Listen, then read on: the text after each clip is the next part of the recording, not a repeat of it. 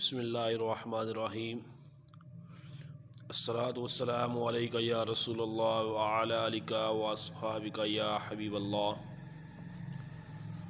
معزز سامعین کرام، آج کا ہمارا سبق ایاک نعبد کے حوالہ سے ہوگا۔ اللہ کریم ہمیں کما حق ہو دین کی فہم عطا فرمائے۔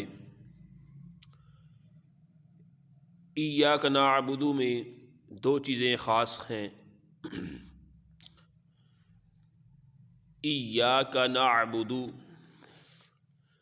ہم تیری ہی عبادت کرتے ہیں۔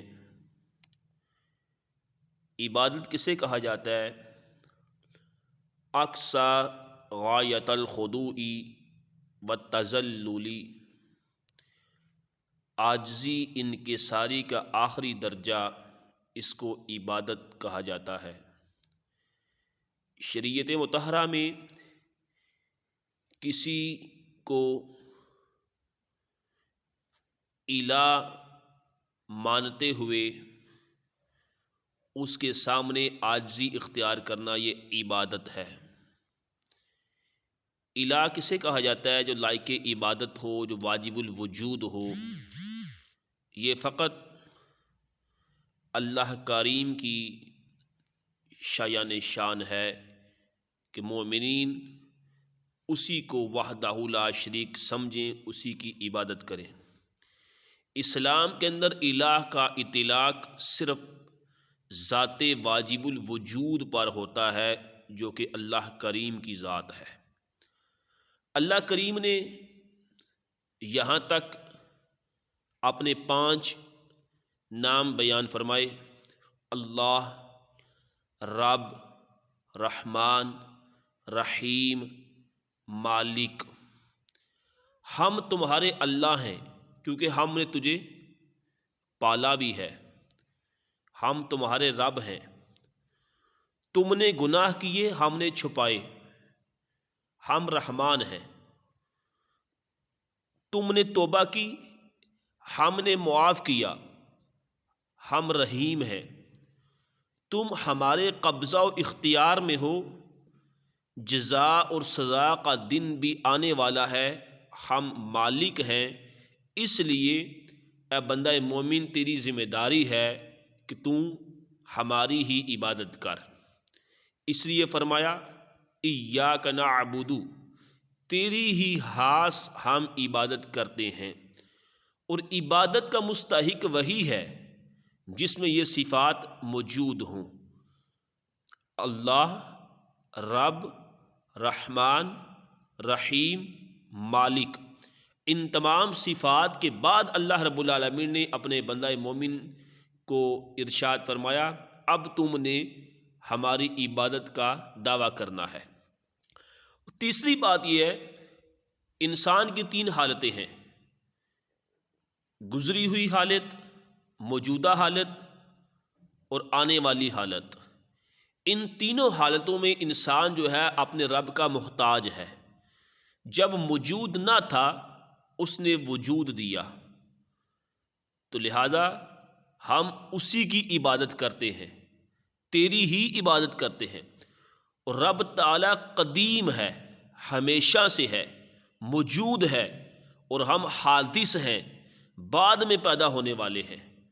اور جو پہلے سے ہو اس کا ذکر بھی پہلے ہی کیا جاتا ہے، جو بعد میں ہو اس کا ذکر بعد میں کیا جاتا ہے۔ اس میں یہ بھی تعلیم ہے، بندہ مومن جب بھی اپنا اور اپنے رب کا ذکر کرے تو سب سے پہلے اپنے رب کا ذکر کرے، اپنے رب کو یاد کرے، اپنے رب کے اسماء کو بیان کرے۔ ایاک، تیری ہی خاص، یعنی کہ خطاب کر دیا اس بندہ مومن نے کہ تیری ہی خاص ہم عبادت کرتے ہیں۔ خطاب کا صیغہ ہے، بندہ اپنے آپ کو اپنے رب کی بارگاہ میں حاضر سمجھے، میں اسے دیکھ رہا ہوں یا وہ مجھے دیکھ رہا ہے۔ نمازی نے جب نماز کو شروع کیا اس وقت اس کی بارگاہ سے غائب تھا۔ اب جب اس نمازی نے اپنے رب کی صفتوں کو بیان کیا تو صفتیں بیان کرتے وقت ان کی برکات سے اپنے رب کی بارگاہ میں حاضر ہو گیا۔ اور یہ بھی یاد رکھیں، نماز میں کسی کو خطاب کر کے کلام کرنا یہ جائز نہیں ہے سوائے اللہ کریم کے اور اس کے رسول علیہ الصلاۃ والسلام کے سوا۔ اسی طرح یہاں پر ایاک نعبد، تیری ہی خاص ہم عبادت کرتے ہیں، اس میں نمازی نے اپنے رب سے کلام کیا ہے، اور التحیات میں کہتا ہے السلام علیک ایھا النبی، سلام ہو آپ پر اے نبی۔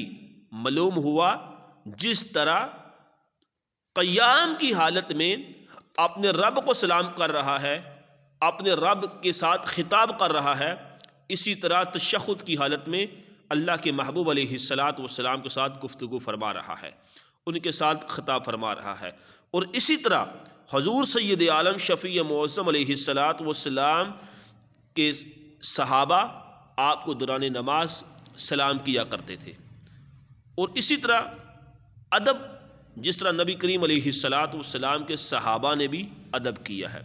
اور نعبدو کا جو صیغہ ہے یہ جمع کا صیغہ ہے، اور اس میں یہ خطاب ہے کہ اے اللہ، میں تیری بارگاہ میں اکیلا نہیں آیا، نہ صرف اپنی عبادت لایا ہوں بلکہ تیرے سب بندوں کے ساتھ ہوں، ہم تیری ہی خاص عبادت کرتے ہیں۔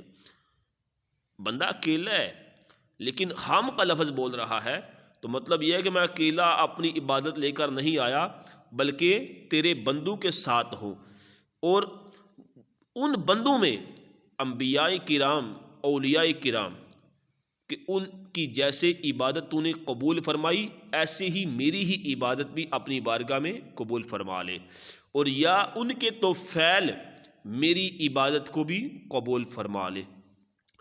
اگر کوئی عبادت اکیلا ہی کرے، یہی سمجھ کر کرے کہ تیری ہی خاص ہم عبادت کرتے ہیں، کہ مجھ سے پہلے بہت سے لوگوں نے بھی اس کی عبادت کی، بہت سے لوگ اس کی عبادت کر گئے، اب میں بھی کر رہا ہوں، تو میں بھی اپنے آپ کو ان کے ساتھ شامل کرتا ہوں، یا مجھے بھی ان لوگوں میں شامل فرما لے جنہوں نے تیری عبادت کی، تو یقیناً اللہ رب العالمین ان کے توفیل اپنے بندہ مومن کی عبادت کو کما حق کو قبول فرمائے گا۔ اور جس نے زندگی کی ایک بھی نماز قبول ہو گئی، ایک ہی مرتبہ اپنے رب کو لائق عبادت سمجھا، اس کی عبادت کی، الہ تسلیم کیا، تو یقیناً اس بندہ مومن کی ساری خالق کائنات کوتاہیوں کو معاف فرما دے گا، اور اپنی بارگاہ میں اسے بغیر حساب و کتاب کے اجر عطا فرمائے گا۔ اللہ کریم ہمیں حقیقی معنوں میں سورہ فاتحہ کی اسرار سمجھنے کی توفیق عطا فرمائے۔ وما توفیقی الا باللہ۔